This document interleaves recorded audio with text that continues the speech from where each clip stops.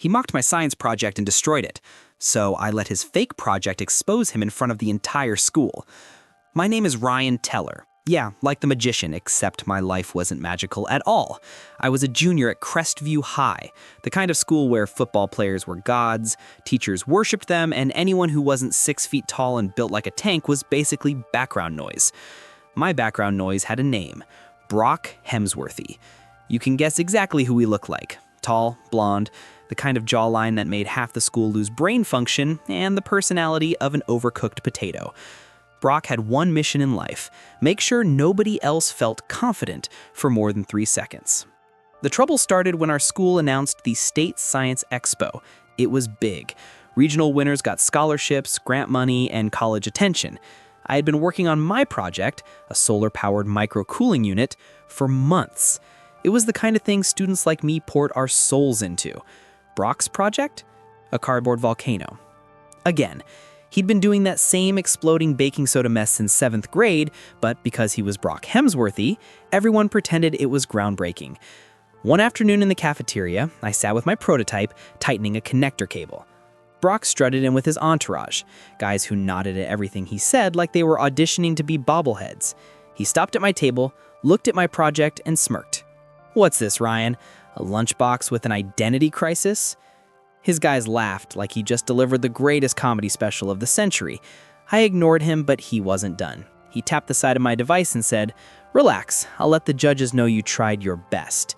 When I didn't respond, he waved at it dismissively. "But seriously, man, this is a science fair, not a scrap metal art show."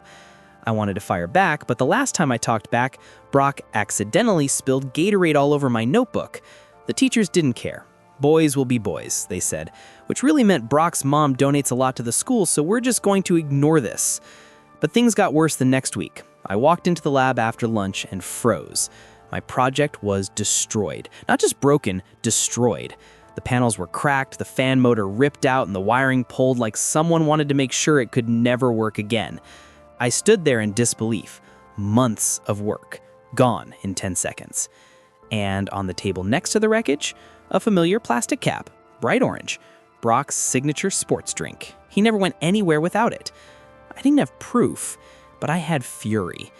And fury, when mixed with humiliation, becomes a very creative fuel. Because here's something about Brock Hemsworthy people didn't know. He wasn't just a bully. He was careless. He bragged. And he wasn't nearly as smart as he thought he was. I knew his entire science project was being built by his older brother, Brad Hemsworthy, the college dropout who lived in their basement and spent most days playing online poker. Brock didn't care about science, but he cared about winning, and more importantly, he cared about not being embarrassed.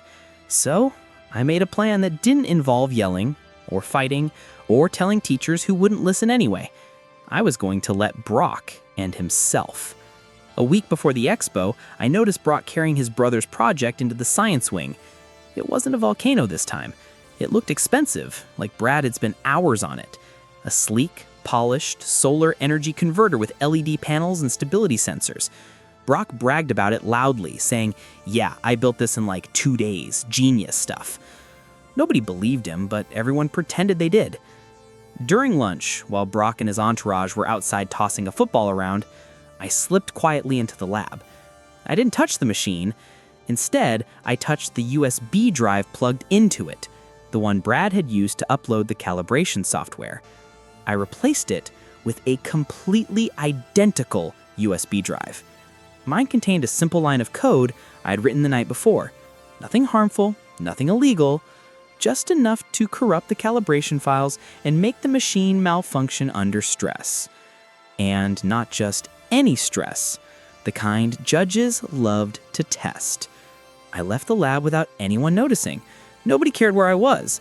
I was invisible. Finally, Science Expo Day arrived.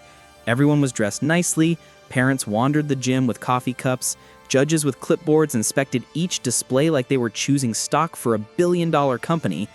I stood next to my hastily rebuilt project. It wasn't perfect, but it worked well enough. Brock strutted in wearing sunglasses, indoors. His mom and dad followed, both holding expensive cameras like paparazzi. He took his place proudly next to his machine. tapping it like he actually understood what any of the components did. When the judges reached his table, Brock flashed the grin he'd practiced in every reflective surface. One judge said, "We'd like to test your device's maximum output under thermal stress. Ready?" Brock pretended to check something. Yeah, of course. Built it myself."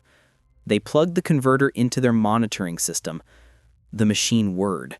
The LEDs flickered, then the entire device made a loud pop and released a puff of black smoke. The gym went silent. Then alarms went off. Brock jumped back like the machine had bitten him. His dad dropped the camera. His mom gasped dramatically like she was auditioning for a soap opera. The judges unplugged it instantly. One step closer, inspecting the wiring. This device was improperly calibrated.